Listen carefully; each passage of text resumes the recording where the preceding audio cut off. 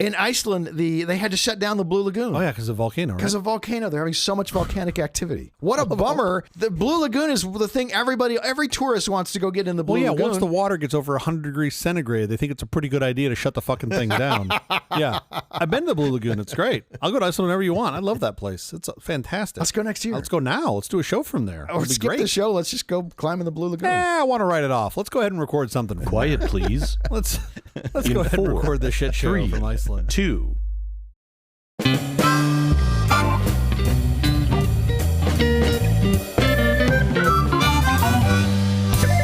Company presents a truly terrible podcast. Welcome to Nonsense Season 2, Episode 11. I'm Jeff Parker. I'm Skittle. This is our take on the week's business, tech, and entertainment headlines. This time, we'll look at dystopian AI troubles. Oh, it's been a minute since we've talked about AI, isn't it? It's Rosie the Riveter Day, recognizing the legacy of working women in America and the contribution of women during the Second World War. Since every able-bodied man was sent to fight for the Allies, the nation's manufacturing came to a halt. From heavy machinery to steel mills and freight ports, every male-dominated industry came short of personnel due to abrupt drafting. So the federal government issued propaganda to encourage women to join the industrial workforce as a patriotic duty. The iconic poster with a woman in a red bandana raising her fist was used to recruit women. More than 19 million women held jobs outside of the traditional women's workforce for the first time ever. The U.S. government inadvertently became responsible for the second wave of feminism in the West. What's interesting about this, and they don't talk about this a lot in the history, is the U.S.'s distribution of the Rosie the Riveter propaganda was all done via TikTok. I didn't know that. Yeah, the very early adopters of TikTok. They didn't put that in our history books. They didn't write that in there. They didn't want to talk about TikTok. Well, now it's much more sad that they're going to shut TikTok down because I didn't know it had such a historical importance. They're not going to shut it down. They're going to sell it to Martin Scully. Well, they might as well shut it down. Yeah, exactly. He's going to buy it and charge you all $500 to watch the floss dance. All of the men who came back from work then shoved women out of those jobs again. And yeah, put them back that's in the part of the story we actually don't talk about, right? That's the crazy part of yeah, that. they're like, and they're like, oh, well, you belong in the kitchen. You can't be doing a man's job. And it's like, hey, fucker. And obviously, they were doing it well for 10 years. Yeah, in a lot of cases, I would say probably better. I think workplace injury and fights were down 1,000% when women were running the fucking factories. This still makes me grumpy. How's your week going? My week has been lovely. My children, as you know, are still young enough that we're trying to figure out what they enjoy and what they excel at. Sure. Because there's this whole world of possibilities. And we took both my kids, but mainly for the older one, to a BMX park. It's called Freedom Park BMX in Camarillo, and it was absolutely lovely. It's a 1 hour That's awesome. lesson with a 2 hour practice. And I'm like, oh, they'll do an hour, then they'll be tired, and we'll go have dinner or whatever. They would not come off the course. They'd stop every 30 minutes, have a drink of water, and go right back out for 3 hours. Literally, the woman that owned the place came over to me at one point and she's like, we have to close at some point, right? I was like, yeah, I totally get it. But it was so much fun. I mean, it's a legit BMX course with jumps and 20-foot drops and a gate. And my son, they would drop the gate, like the launch gate of a BMX course. Sure. And you'd see all these teenagers and adults would come flying out of there. And behind him is my little 6-year-old, 5, he's not even 6 yet, riding his bike, just like ding, ding. And then as he'd go over the bumps, he would make a noise. I mean, he'd be like, whoa, over every bump. It was the cutest thing I've ever seen. So anyway, that was a lot of fun. And these are the moments with your kids where it just warms your heart. And that was my weekend. So the woman who owns the course came up to you and said, I own you now. Yeah, you might as well just hand me your wallet. Basically. Well, here's the crazy part. Their business, like this practice session and the 2 hours of practice and the 1 hour of lesson cost me $15 per kid. So how do they insure kids that cheaply? That's crazy. I mean, I signed a waiver that anything that happens, that was less scary than the waiver I had to sign going to a fucking petting zoo for a birthday party. And in the waiver, it's like may result in death. And I was like, of course. What kind of animals are we petting here? Alligators. They should not have the alligators in the petting zoo. I've said this for years. We have the Tyrannosaurus Rex. We got it from Spielberg. Yeah, it's right here in the back. It was on loan. Don't pet it. Anyway, great time, lots of fun. I think I've got at least one, if not two, BMX riders in the family, and I absolutely loved it. That's fun. How about you? How's your week? Dodgers opened their season. That's pretty cool. They opened it, oddly enough, out of town. Yeah, and Arizona? By out of town, I mean in South Korea. Again, that's amazing. The Padres. Was that on the way back from Arizona, or were they flying back? Let's stop in South Korea really fast. I'm not sure how that routed. I think that's really cool that they're doing that, by the way. It was a 3 a.m. game in Beverly Hills, so you had to get up really early if you wanted to watch it or stay up really late. So Once we finish the road trip, we'll come back to the U.S. and play a few more spring training games that don't count against the Angels, and then the rest of our season will begin. Wait, did the games in South Korea count? No, they were preseason games too. They did. They absolutely did. Those were real, those were season games. Interesting. Yeah. Now, I have one question for you. We've talked about this before on the show. I'm a big fan of ISO 8601 for time formatting. Yes. What I didn't know is that Beverly Hills has their own time, apparently. Is that BHST? How do you... BHST, yes. Oh, you're in BHDT now, right? For daylight time? So Beverly Hills daylight We're time. 10 minutes ahead of the rest of you. Oh, is that how it works? Yeah. We get the news earlier. We get everything early. It's great. So I understand. So you're not just paying for the zip code. You're paying for early access to all things. Totally worth it. Understood. Okay. Beverly Hills time. Understood. We should get to our headlines. We should. The 6% commission on buying or selling homes is gone after a Realtor Association agrees to seismic settlement. Yep. Now it's 20%, everybody. You're fucked. Yeah, exactly. Can they go above 6% now? Is that true? If you make your own deal with you can be as shitty of a negotiator as you want. I mean, is that true? I thought you said 6. No, I said 6D. Exactly. 6D%. I hadn't thought about that. Okay, well, let's finish explaining what this story is. The 6% commission has been standard in home purchase transactions for forever. Yep. And not in California. Mostly in California, we negotiate down to a tight little 5%. We're a little more frugal here. But the buyer's agent will now have to negotiate directly with the buyer on what that commission to the buyer's agent will be. Yeah. This is a huge change for buyer agent. Real estate expert and a friend of nonsense, Ron Niv, agrees. There's still going to be an opportunity, but I think the buyer's agent market is going to collapse. And now it's not incumbent upon the seller to pay the buyer's agent. Now you just pay the seller's agent. So you're saving literally half the cost. I agree with Ron on this. It seems like the buy side before pretty much got a cakewalk because it was guaranteed. It was literally written into the sell side agreement. Yeah. So all the buyer agent had to do was just basically write the offer, and then they were in line. If they had a buyer in hand, they could only show those guys, if they wanted, the highest commission properties. Not if they wanted. I believe it was common practice because on the MLS Probably you could see the buy side commission, and if it was 2% and not the regular 3%, they would just say, I'm not going to show this because why would I? I'm going to make less money. Yeah. The reason you would is because you're representing your client's best interest and not yours. But apparently that part, we've glossed over. That's not important anymore. That's never happened before. So this is interesting. I mean, you are now, as a buyer, you not only get to, but you have to negotiate with the buy side. And the NAR, the National Association of Realtors, I've read through some of their Q&A. I haven't read through all of it, but they said there's all this passive aggressive language in there where they're like, well, we've always said that buyers should have a written agreement with their buy side agent. I'm like, yeah, my buy side agent, I'm sure, is going to give me 1.5 points back on the 3 points that they're getting a lock on. Yeah, sure. They're going to put that in paper. No problem, guys. You've done nothing wrong here. But this is super interesting. The settlement was much less than I thought it was going to be. I'm actually kind of grumpy about the settlement because I feel like, I don't know this to be factual, I need to go do a little more research on TikTok. I feel like they gave in when they had a much bigger prize ahead of them. So I'm assuming whoever the lead plaintiff was or the attorneys representing it, they got a nice payday. Right. But there was a better opportunity here. And I feel like the NAR, they were like, fuck, we've got to protect something. What can we protect? What we can. And they protected the sell side, right? The sell side hasn't really significantly changed. And they gave up the buy side. And I look at it and I go, the whole thing's still fucked. The MLS is still a walled garden that you can't get into. Maybe. The seller agents still have a tremendous amount of control. I mean, I think we can change this. You could probably go in competition with the MLS. Well, that's what I'm starting to wonder now. Yeah. Now that, and especially if we've got a precedent of hey, you guys can't corner the market like this. Right. How this monopoly has been allowed to go for so long, I can only assume is a function of lobbying. I don't know. How has this not been talked about previously? But I'm happy we're here. I agree with Ron. I think the buy side agents are going to need to really rethink their business, and you're probably going to see a shedding of agents in the industry. I would think a pretty significant amount, like 20-30%. One of the things we talked about in the conversation with Ron, that you could have a boutique buy side agency. It's going to be like a concierge service. Somebody who's very specific in terms of being a buyer's agent. Yeah. You specialize in a very specific area and put them in that way. But yeah, some people may be intimidated by the paperwork. Some people don't understand an inspection or understand what's happening in the inspection, because even when people from out of town come to buy houses, they contact a local agent. I think there will be some business for relocation agents. Yeah. They can direct me to the best school district. They can direct me to, the place that's most advantageous for me for my new work environment and all that. So I think a relocation agent still has some value. There's plenty of room for buy-side agents still, just not the mandatory buy-side agent, right? Like right now, what if when I walked into Best Buy, I was automatically assigned a buying agent before I could buy a computer? And they're like, oh, this is Robin. She's your buying agent. I'm like, what the fuck? Like, oh, she gets 4% of whatever you buy. She's looking out for your interests. Are you really? Like, she just did like a high five with a guy selling the fucking laptops. Sure. All of a sudden, I'm going with a $5,000 Alienware. All I wanted was a Kindle.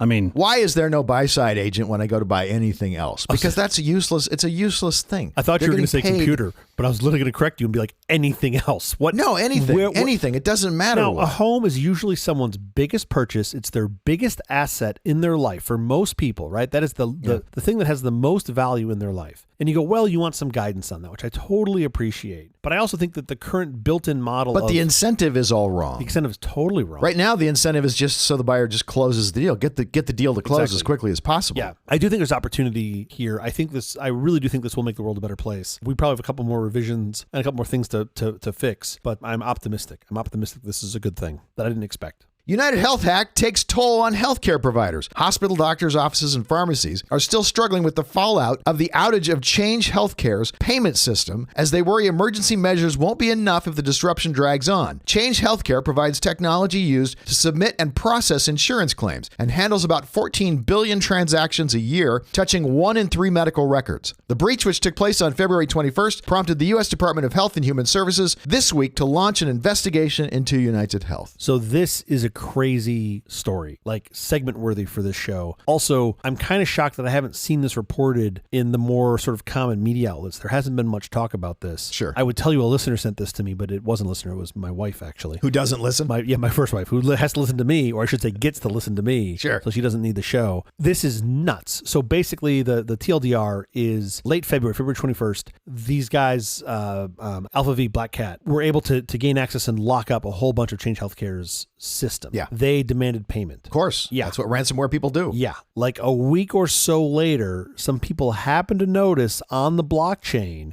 because they know which wallets Alpha V uses, they noticed 350 Bitcoins going to them. It's never hard to figure out on the blockchain whose money moved where. 22 million fucking real dollars, right? 350 fake coins, $22 million.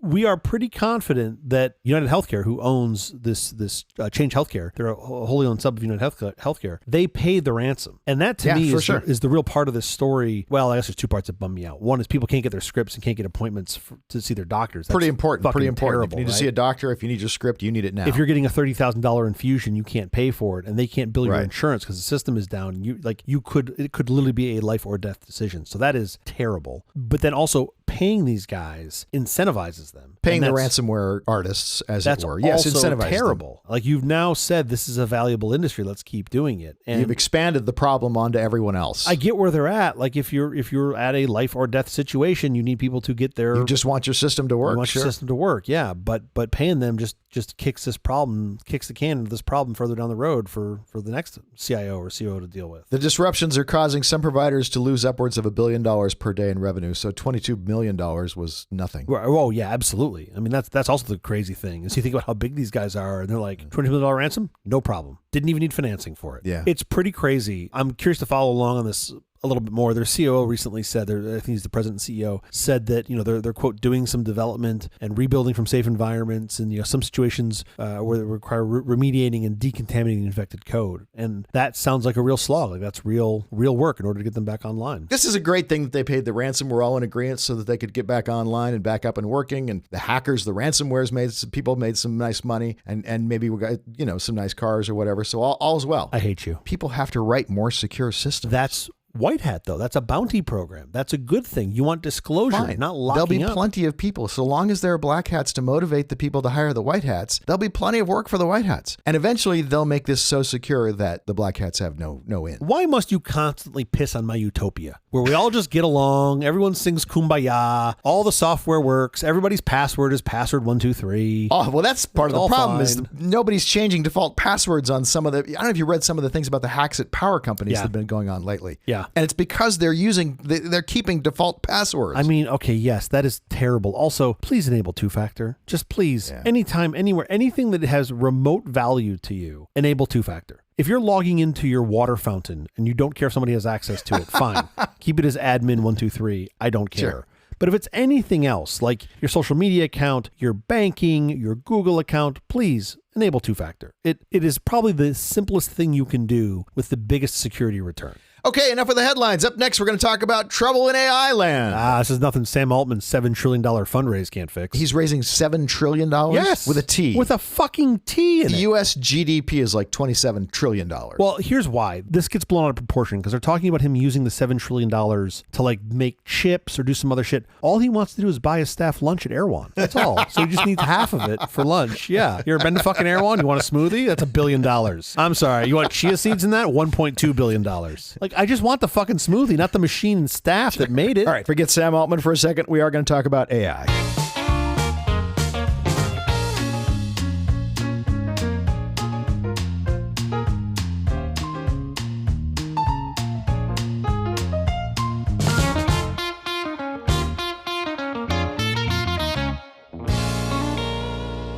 Before we start, I want to address this comment we got about last week's show. Yeah. Jeff is a total commie and a Philistine. The Concorde is beautiful, and he was going to town on how bad air travel is for the environment. Does he walk his kid to school? No. I heard him say he drives. Why does he hate the planet? At least he never flies anywhere. So I think I know where this came from. As always, I want to thank my mom for writing in. By the way, I think that she writes into me to deliver the news to you. It was actually our friend Patrick O'Neill. Friend is a strong word. Okay. Listener. Let's go with listener. I hate that there are coal-burning electrical plants that send power to my house, but I need the lights to go on when I flip the switch. Sure. So just because we're imperfect now doesn't mean we should settle for it. We should always aspire to do better. Oh, no. Pat is perfect. He has never made a mistake in his life. Jerry Brown ran for election on this whole thing about how there was too much money in politics, and so he would only accept $100 donations from people for his campaign. Yeah. And it made no sense because you have to run against people who can accept huge donations. Totally. You can fight that fight once you're elected. You cannot fight a sword with a toothpick. I just call that peeing in the bathroom. Okay. I'm sorry. You called something different? On the topic of aspiring to do better, Beyond Burger 4 is out now. They iterate this I know. product. I love It's really cool. first It's of like all, a technology product. I love that they iterate. And Yeah. I love that they version it. I want them to go through the same arc that Microsoft did. Graduate from incremental version numbering to year numbering, which is going to be great. Oh, that 2025 Beyond Burger was fucking great. That's like a fine wine. The 2024 was okay, but the 2025, oh, chef's kiss. They do really great work. And so, again, it's something we're aspiring toward. It's not perfect. Every Beyond Burger you work on making taste better with your fabulous cooking makes the world a better place. It's not perfect like Pat, but it's close. Nothing is perfect like Pat. No, Pat is the perfect son. So Beyond Burger, the political world of Jerry Brown and Jeff Parker, things that are aspirational but not yet perfect. Okay, today's topic should generate a whole lot less passion than the Concorde discussion. I highly doubt that's true. AI-generated nude teens. Oh, yeah. Okay, good. No passion. Actually, Good. I want to discuss several things going on right now in the AI world, like AI thievery as well, but we need the ratings, so we're going to start with the AI nude teens. Oh, and this is the episode that got us canceled. Great. If anyone Can't was wait. going to get us canceled, this is going to be the one. Streaming live on Silk Road comes this Exactly. episode. Perfect. Okay. Same rules apply as week before last. I have a handful of news stories we'll talk about, and then we'll open up to broader, more general discussion. Great. 5 Beverly Hills middle school students have been expelled following AI-generated nude photo scandal. Okay. 13 days ago, Beverly Hills High School expelled 5 boys, this is a middle school, for making AI-generated nude photos of classmates. Okay. Apparently like 16 classmates, something like that. They didn't just make them, though, right? They distributed them as well. I'm sure they passed them around or showed them around. Yes. Did they make commercial profit off them? That's going to be the question. But no, I'm sure they didn't. They're kids. Did they monetize it? Look, you're not good entrepreneurs. You should be monetizing this shit. I know it's illegal. Beverly Hills High School, come on. Of all the places you need to learn They to were expelled, monetize this stuff. I presume permanently, right? Expulsion is That's what usually expel permanently. means. Yes. You are gone forever. Yeah. Here's the thing. And I had a long discussion with a friend of mine about this. Yeah. And she felt strongly that taking someone's girl's face, and she's not of age, Sure. and putting her onto an AI-generated nude body constitutes child pornography. When you distribute it. Even before you distribute it. Just the act of creating it, you're now in possession of a piece of child pornography. Oh, this is a slippery slope, right? Slide away. Here we go. I mean, I take pictures of my kids peeing on trees all the time because I think it's hysterical. So is my phone full of kid porn? I mean, I try not to get the penis in it. No, But like, sure. I got a lot of kid butts. A lot of kid butts. I might have a few of those. Okay, so... For the record, not of your kids. No. My pictures that I have. Yes. It's my own Thanks. kids' Thanks butt. for clarifying that. If you put an underage female's head on a AI-generated body, does that constitute child pornography? Can I just step back and say, let's go back a few years? Sure. If you take an underage female's head, you Sure. paste it on a piece of paper, and you draw on that a naked body, Sure. is that child pornography? I feel like this is when the Supreme Court said I can't define it, but I know it when I see it. obscenity, specifically obscenity. It wasn't really pornography. It was obscenity. Even more broad. Yeah, okay. I guess, yeah. In theory, more broad, yeah. I do feel like this is I know when I see it. Go back even farther. If you took a centerfold out of Playboy and cut someone's picture out with paper and glued it on. You're gluing their head onto the body of a Playboy Playmate. So, like, is that child pornography? I think probably not. Right. Right? The model was of age when they took the photo. You're just putting the head on. So then you go, like your example of if you draw it, well, okay, what are we trying to figure out if your drawing is under or over 18 years old? I don't know. This sounds pretty fucking hard to know that if the image that I've drawn, especially if you've seen my drawing skills. So it's going to be hard to know. It's going to be hard to know that's a naked body. What is this stick right here? Now I understand. Now I understand. I would need to label everything. I mean, I feel like with AI, all of these things that are surfacing now are all things you could do previously. Now it's just easy and good. So it's really like you can do it faster in the quality. Right, it's a quality issue. It's really like a quality issue. It's like, oh, this looks really good. Hence the definition of deep fake. My stick figures now look realistic. And by the way, it's more work to make the stick figure than to make the AI generated prompt. Like the prompt is easy. For sure. It's harder to draw the hangman stick figure than it is to write the prompt. Yeah, this sounds super slippery slope. I don't know These how boys were expelled. Yeah. First of all, they're middle schoolers. They're going to do stupid things. Sure. And yes, this is horrible for the girls involved. No question. Were they previous offenders? Had they done something previously? Like, was it just straight from nothing to expulsion, or have they done this before? They can't disclose any of that information. Of course. If you look at the California State Education Code rules, they can't disclose anything. Yeah, which I understand. For the purposes of this discussion, presume they are not repeat offenders. Sure. Yeah, so do you jump right to it? I don't know. You want to nip it in the bud? I guess maybe. Yeah. Maybe you jump right to it. They do say significant in this matter was the containment within 24 hours of the isolated incident regarding the involved parties. Yeah. So apparently there was not previous events. Furthermore, we recognize kids are still learning and growing, and mistakes are part of this process. We're not really recognizing that when you're expelling the kids. Maybe this is I don't want to call it a growing pain because 5 kids got expelled. Yeah. But like this needs to be part of the curriculum of teaching kids about tech and how to use it and not to use it. Well, and also how to be a decent human being, how to be a thoughtful human being. At the end of the day, it should be you should have enough decency. I hope I can raise my kids with enough decency to go, yeah, I know I can do this, but should I? Right. I probably should. I'm going to make her feel sad if I do this. Don't do this. Totally. Yeah, sure. Yeah. In December of last year, 2 male students at Pinecrest Cove Academy were suspended after generating nude images of several classmates using an app unnamed by the local police. I feel like we're probably aligned with this, that there should be some punishment. Like this should not be a thing. I just think about how you want terrible, to make it clear. Don't make your classmates feel I just think about how terrible it is, for the other kids and how bad that can be for them and how that could be lifelong traumas they just can't get out from under. So that to me that part is certainly terrible. This seems like the kind of thing that every middle school child who has not been taught by his parents explicitly don't do this is going to do. Yeah. In Issaquah, Washington, a 14-year-old male student was investigated by police for generating nude photos of several female classmates using images he had taken at school events, later sharing them by a Snapchat, according to a police report. It seems reasonable to presume that if any of these schools had some technology literacy program, which most of them do, where they specifically say don't do this, and then a kid does it, like you got your warning. Your warning was in the class when they told you not to do this. Take it away from the classroom just a little bit. Now,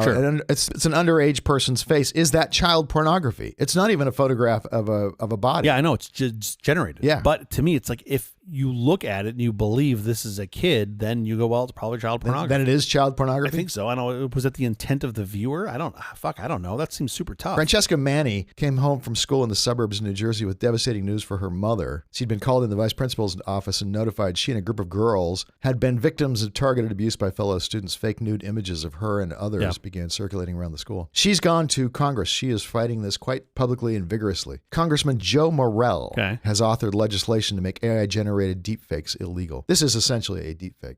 If I were to zoom back a little bit and look at this and I go, well, the real problem here isn't AI or technology or frankly even the sharing of nude photos. It is, and I said this accidentally, not the word that I meant, we were talking, but I think this is the real issue. There's this inherent shame, I assume, from our Quaker roots here, where like if you're naked, that's not okay. Just make that okay. They turned off Gemini's ability to generate images. Now, okay, this gets more... That's kind of an interesting story. This gets more interesting to me. What is your responsibility as the creator of the AI or manager of the service of what you should and shouldn't let people generate? Allow people to generate, sure. Because my general attitude, and I'm sure I'm wrong about this, I'm going to flip-flop at some point, my general attitude is like, it should all be up for grabs. Don't blame the technology. Let people generate anything? Yeah, because you put something terrible in it, right? Like, I don't want Word, Microsoft Word, which I haven't used used in probably 5 years. But I want Microsoft Word 15. to be looking at my content and go, oh, you're writing about whatever, bomb explosions. Sure. That's not okay. Right? And then Clippy I have comes to up. It's stop like, you. ding, ding, I ding, have to ding, ding. stop you here and now. I see you're writing about a terrorist attack. Would you like me to delete that? Or send the authorities your address? Would you like me to call the authorities on you? But like, isn't that sort of a reasonable analog for, I love that word, I guess. for this? Like, you're using the technology to do something that is not nice or not good. You shouldn't do that. Don't make the technology restricted. You don't want the word processor weighing in on what you should and shouldn't be writing. But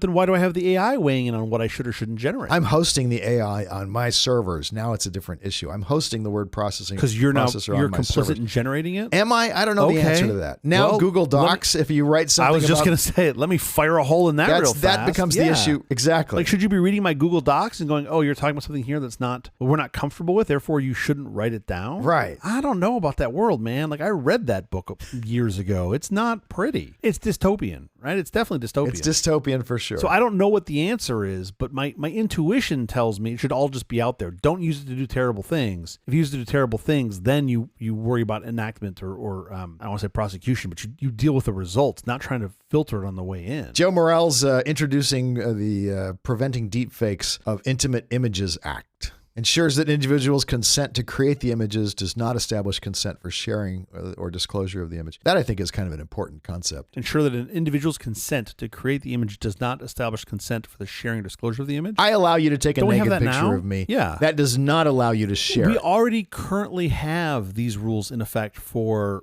non-AI generated content, right? I take your photo nude. You say, hey, you can take this photo of me nude. I take this photo nude. As long as I don't publish it or try to sell it or commercialize it, I own the But you can copyright. display it. This is stopping you from even displaying it. This is stopping you from sharing. I think display not is- from monetizing. Monetizing is a different thing. I still think I need a release. Those from kids you. didn't charge other kids to see those photos. They gave them away. Okay, mistake number one. Duly noted. Sure. That's why they were expelled. That's the real reason they were expelled from Beverly What Hills you High need School. is blackmail as a service. You need my new BAS model, okay? And then you have the kids opt in, and then you don't show any photos of them. It's great. It's going to put you through school. I love blackmail as a service, but mass. Wait, no. I believe displaying your photo is equivalent to publishing. Like, if I take your photo... Publishing, I think, is Hold putting on. it out for commercial gain. If I take your photo nude... Yeah. God, can we come up with a better hypothetical? If I come and take your If photo you take nude... Barkley's photo nude, take something else. I don't save your lens, man. Save your lens. If I take your photo nude and I keep it to myself... I never show it to By the anyone. way, that's the thing I've used AI the most for. Nude pictures of Barkley? Man, you're into some weird shit. No, I put in pictures of Barkley, and then I said, now make Barkley in a spacesuit. Oh, you're clothing him. Oh, it's so much fun to dress now him give up me in all Barkley different with things. with better abs. It's I haven't done things like that, but well. all different kind of clothes, you know. And Guess what you're doing after this recording? give me Barkley as a 1940s newsman, you know. That's so funny. I like that stuff. Great, of course. That's amazing, right? That's what it's there for. If I take your photo nude and you said, yeah, you can take a photo, and I never showed anybody, I don't think you've got any, like, you've got no ability to get that back. If you take a photo and don't show anybody in the forest, does the photo exist?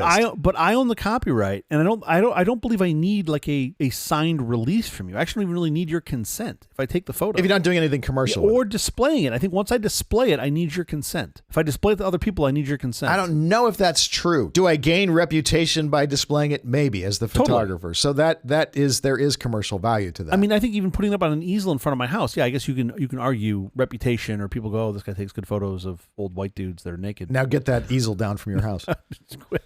It was so weird. I put it up on, I displayed it publicly. It kept catching on fire. Very strange. Yeah. We need to get somebody who's an expert to talk about that. I'm curious to see how that may or may not lead us down a path for AI. Because with AI, of course, the challenge is the copyright. There's no copyright. There is right. no copyright because a human didn't make it, which we could debate. Well, you put in the prompt, so should the prompt owner, prompt creator hold the copyright? But if you look at the macaw, the monkey, yeah. The monkey selfie copyright dispute. The Yeah, photographer where- literally handed the camera to a monkey who took a couple Yep. of selfies that are awesome pictures. Amazing pictures. But the monkey is not capable of owning a copyright according to this human-centric world we live in. And this went all the way to like a federal district court. Oh, yeah. The photographer and PETA filed a lawsuit. PETA filed a lawsuit. The photographer and PETA reached some sort of agreement during appeal and said, look, we'll figure this out together. We've got a plan. The federal district court rejected dismissing the appeal. Yeah, because they wanted to voice in. Exactly. Yeah. They wanted to say, look, a non-human cannot hold a copyright, which means that photo immediately immediately goes and stays in the public domain. And my understanding of AI generated content now is the exact same. Anything you make does not have a copyright and goes right into the public domain, which is really fascinating. So if I use your likeness, or if I just, I guess if I use your, how does that work? If I feed it in and it's your likeness, but I'm not copy and pasting it, because I'm copy and paste it, then whoever owns that photo of you, they would have some copyright claim. Do you want to move on to another AI topic? I got a couple more here that I want to do. Fuck yeah.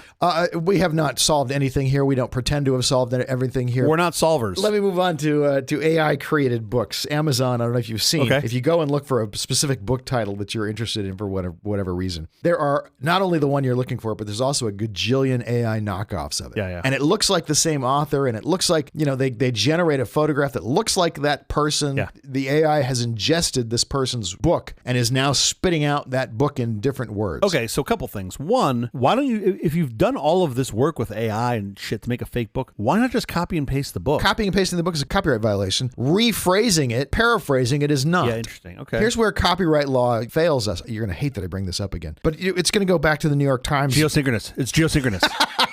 No? The New York Times is fucking geosynchronous. It stays in the same place. You're going to go back to the New York Times versus OpenAI and OpenAI ingesting all of the New York Times content. I would argue that the illegal act occurs when you ingest the content. By the way, to make it really clear, if I were the New York Times or if I were somebody who'd written a book, I would expressly, because you can put any license on your book. You don't just have to give a standard copyright. There's a thing called copyleft if you want to open it up to the world using it. RMS. I would say for the, copyright, but for the avoidance of doubt, none of this material may be ingested in any way by any AIs, here or forevermore without prior written consent of the author. Something like that. So I could amend the license. Yeah, and there are some technical solutions for this already, right? Google's implemented one, I think, called Google Extend. They just did. This is a fascinating story. And basically, it basically is a little tool you use in your website, and it's stopping Google's Gemini from inhaling the New York Times. I mean, we had this with robots, right? Robots.txt was that for search engines 100 years ago. By the way, some search engines totally ignore robots.txt now. There's a big controversy about how that's really gone away. The real ones aren't supposed to. It was always kind of a gentleman's agreement that if you see this robot.txt, you won't ingest this. But so is this. What was, you're going to see where I'm going with this pretty quickly. This is our new nonsense business idea. When I bought a newspaper, when I bought the New York Times in 1964, what license was I buying? Standard copyright license. You bought the license to read it. You bought the license to line your birdcage with it. The license you didn't buy was to Xerox it and send all the copies to your friends. Interesting. What if I just read it out loud? What if we just have rooms of people reading the paper out loud and there's just a bard recording it? Depends how much of it they would read. So fascinating. You literally have a license called fair use, and we take full advantage of that fair use license when we quote The Verge or Ars Technica or we'll quote somebody's article where they brought up. I mean, this very segment is so fascinating. Based on, there's probably 12 articles we're talking about here. And so that's fair use, theoretically. This feels like the same thing we did 25 years ago with search engines. But we failed on search engines. From whose perspective? The searcher or the content holder? It was great for the people who owned the search companies. Of course. It's also great. It was terrible for the companies who owned the newspapers or the content generation. Man, was it though? I don't know. Like, you had to adapt your model. Take a look around you how many newspapers went broke. And you know why? Because you can look up, without having to go to that website of that newspaper, you can go and you can get enough of the blurb that you get the gist of what you want to see and move on. AI does that one step worse. It'll give you the full content of the article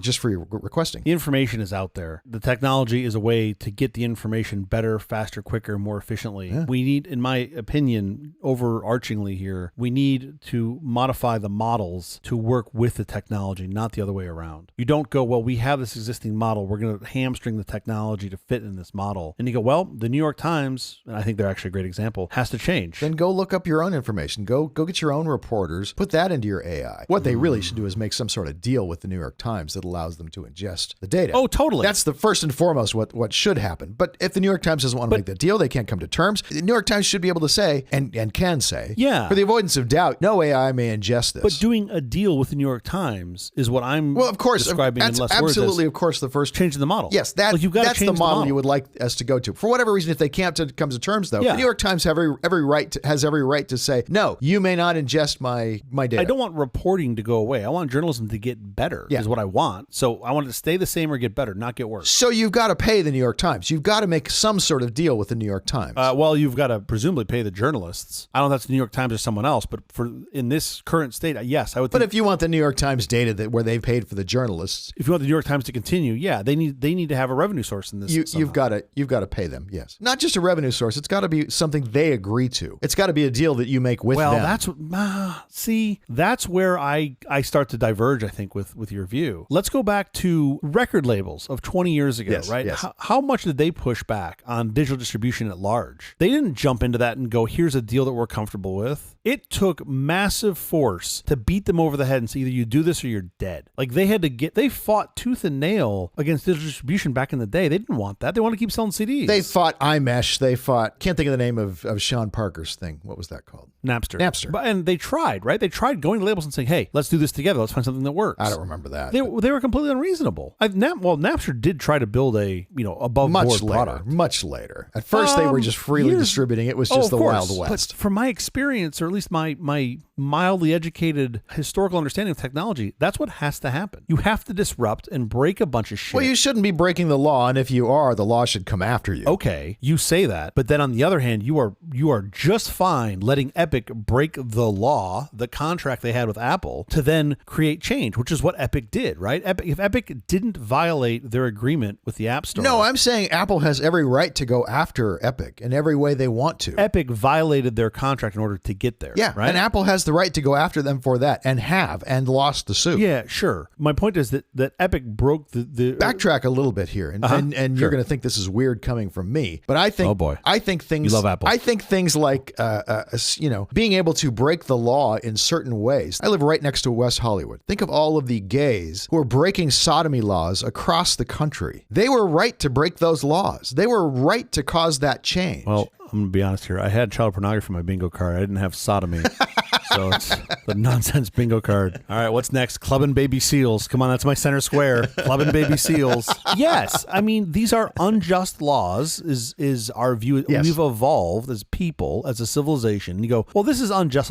Let's get this off the books. Right. And I go, that's okay. not the same as breaking a copyright law. That's not the same as stealing the Four Tops song that you happen to like and you want to. If you didn't pass it around have a freely. Napster, or if you didn't have a Pandora, or you didn't have a Spotify, I'm pretty confident we'd still be going to the fucking store and buying CDs. That doesn't make what they did right. Or the model, of course, but it seems like it's a necessary step. I'm saying using this analog with Epic. I'm actually going to disagree with that. I think you would, because the immediacy of downloads is so wonderful. The fact that I don't have to go to the record store, that I can shop online and pick up all the albums and songs that I want in a matter of minutes is wonderful. I mean, the immediacy of being able to weld a car chassis with a robot is so much better than folks doing it by hand that have been doing it for years. And they go, well, I want to keep my job. Sure. And you go, well, dude, the world moved on. Yeah. You've got to, and this has been my thing, and I'm not smart enough or experienced enough yet to know that this is the right answer. But I feel like the best thing I can teach my kids right now is to be adaptable. Oh, for sure. And go from learn the new thing. I just don't know. I really dislike the the idiom that you got to, for making an omelet you got to break some eggs. I don't think that's not the one here I want to use. But the technology has always led and disrupted a bunch of people that are entrenched. That's always seems to have been the case. Whether it's that's true. That's absolutely true. They call it disruptive for a reason. Yeah, and should you be able to violate copyrights to do it? Should I be able to break into a jewelry store and take the jewelry from behind the counter just because I think that my model is better? I mean, I'm literally stealing value from someone. Okay, I think that's slightly.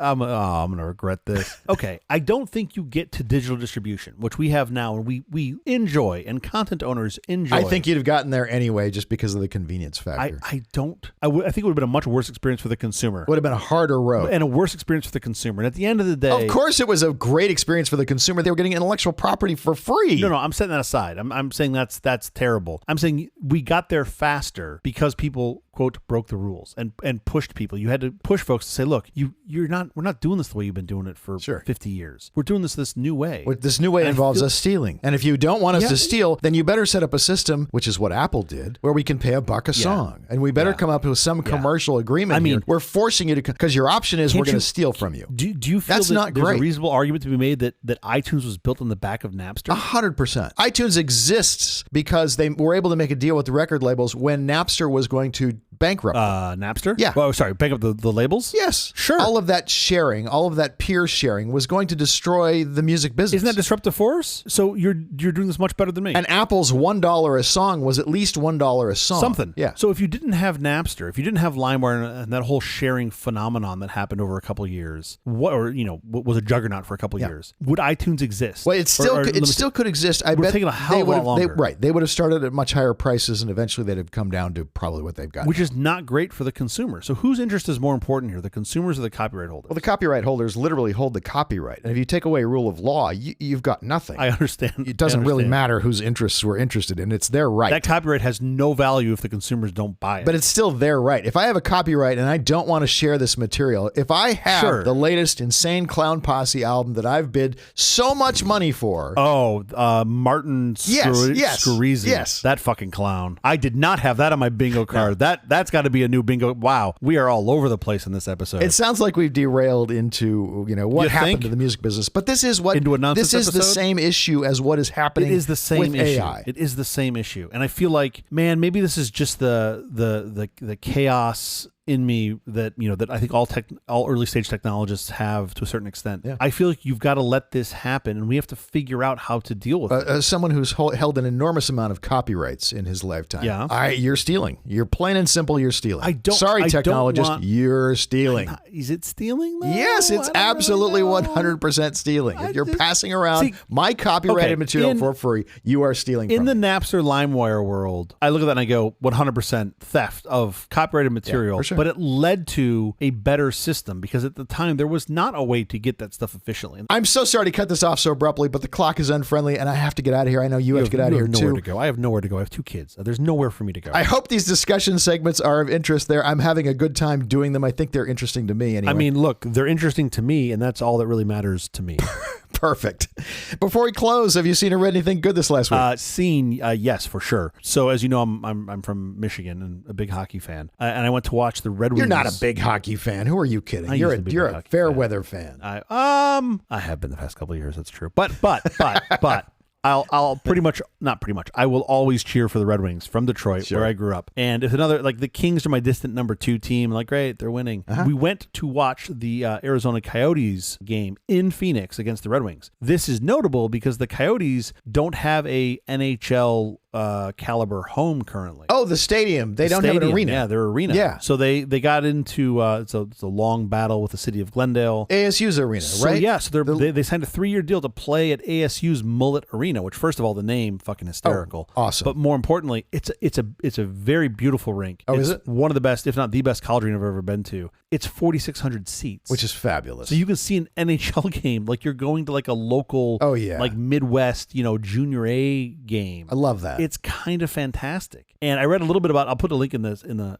show notes. But I read a little bit about some of the players. Some of the players are like, "Dude, this is awesome," and then some of the players are like, "This is terrible." Feels like amateur hour for them. Yeah, because they want to play in front of a bigger crowd. And I'm like, yeah, sure. I get it, man. There's 32 teams in the league. Those games are still televised, though, right? Yes. Their crowds are still bigger. Totally. Yeah. So I don't know. I think it's pretty cool, and I would love. The NHL has done a lot of really interesting things in the past 20 years to help expand the sport. Like they do the outdoor series, the Winter Classic series, which I think is great. Sure. They should do a indoor 4,000 seat arena tour every now and again. But do those tickets end up being $10,000 a piece? I mean, does the ticket price really go up for all the people who want tickets? I mean, I don't know because I was able to get all 5 tickets for just one kidney, so it was pretty easy. Excellent. Yeah. Excellent. It was a simple barter deal. Sure. I mean, look, they should be more. Sure, it's supply demand. Why not have some games that are more expensive? Yeah. I think this was an awesome experience. I'm really glad I got to do it, and just seeing a pro NHL game in a venue that small was fantastic. I have been to Camelback, Arizona, which is the Dodgers training facility where they play their preseason games. A lot of preseason games there. Same thing, right? It seats 13,000 people, and it's really cool to see a baseball game. That's still a lot of fucking people. By the way, part of it is there's just this grassy area where you can go and sit, which is really cool. I've missed it. That's gone from. Yeah. But it's really cool to see a baseball game with that small of a stadium. And Dodger Stadium's 50,000, 60,000 people normally. 55,000. Yeah. So you're at a fifth of that, give or take, fourth of that, give or take. That's incredible. incredible. That's super cool. I wanted to do some this year. I didn't. By the way, the new Wrigley Field, it's not new, it's whatever it is, 12 years old. If you are on the baseline, you are right next to you could almost high five the players as they run by. Oh, really? Yeah, they've got those seats so close. It's really cool. It's unbelievably great stadium. They did such a good job. Aren't you catching a whole bunch of foul balls like in your face sitting that close? Well, you have net now. Oh. There's nobody who doesn't have net anymore. All the way down the sidelines? Yeah. Oh, I didn't know that. On those seats, you don't have any choice because those people couldn't react fast enough to catch those balls. No, there's no way. Yeah. Interesting. All right, how about you? What did you see or do in this past week? Anatomy of a Fall. Sandra Huller stars with Swan Arland and Milo Machado Grainer. Locations are gorgeous. Absolutely gorgeous. Have you seen the trailer for this movie? No, not at all. I'll put the link in the show notes. Oscar winner for Best Original Screenplay, although honestly, I think that should have gone to Barbie. Sure. Barbie was not even considered an original screenplay because it's based on the doll. What? How does that make sense? That makes no sense. The Academy is drunk. Because you've got pre-existing storylines from Barbie. But you have pre-existing story in Maestro. You have pre-existing storylines. Sure. There's a guy whose life this was based on. That's way more detail than what existed with Barbie. Interesting. Anatomy of a Fall is a really good movie. It's got a real life ending that will leave some people, I think, unsatisfied, but I quite enjoyed it. Okay. Also, I want to recommend a video about Apple's decade in the car business that I just came across called The Apple Car. It's not anything new. It's nothing you haven't heard if you kept up on the story, but it's all put together in a very nice timeline. Sure. It's pretty cool. But I think what you're going to like in this video, I think what you're going to find interesting in this video, things I didn't know, they had discussed Apple making cars when Steve Jobs was alive. Oh, wow. That goes back quite a way. Yeah, that's a minute. And Steve Jobs poo-pooed the idea and thought we got too much on our plate. Now we can't possibly. Turns out he was right. All right, that is the episode. Thank you for joining us for All This Nonsense, a truly terrible podcast from The Awful Company. Visit us on the web at nonsense.productions. I'm Sigil. I'm Jeff Parker. If you like this program, please follow, download, subscribe, and like at Apple Podcasts, Amazon Music, AntennaPod, iHeartRadio, Spotify, my favorite Overcast, or wherever you may get your podcast from. Stop by podcastindex.org. They have a list of all sorts of apps that use their amazing index. Special thanks to our floor director, Richard Parker. Oh, Richard, you're back again. I love when you do these. We'll be every Thursday morning for more nonsense. Please join us.